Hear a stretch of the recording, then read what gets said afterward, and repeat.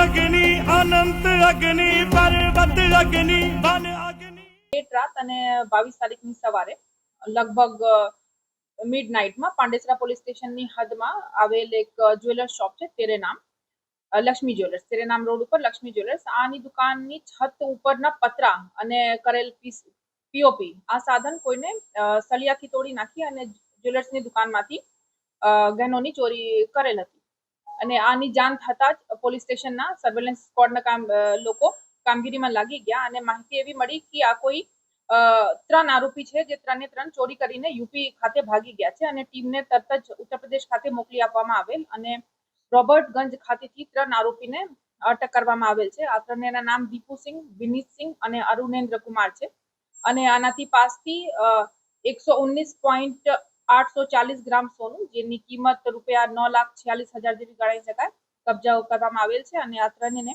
અટક કરીને કાયદેસરની કાર્યવાહી કરવામાં આવી રહી છે। આરોપી ક્યાંથી પકડાયા? આરોપી ઉત્તર પ્રદેશના રોબર્ટગંજ ખાતેથી પકડવામાં આવ્યા છે। બેસિકલી આ જો દીપુ સિંહ છે તો આને રૂપિયાની જરૂર હતી અને આ ઉત્તર પ્રદેશમાં રહેવામાં આવેલ આ બે આના મિત્રો વિનીત સિંહ અને અરુણેન્દ્ર કુમાર આનાથી મળીને આ કાવતરું રચેલ અને ગુનાહિત ઇતિહાસની તપાસ અમે લોકો અત્યારે કરી રહ્યા છીએ। સુરતમાં રહેતા હતા કે ક્યાંથી?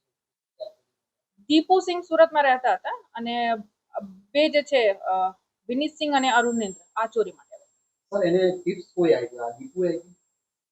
હા અત્યારે પ્રાથમિક તપાસમાં તો આવી જ જણાઈ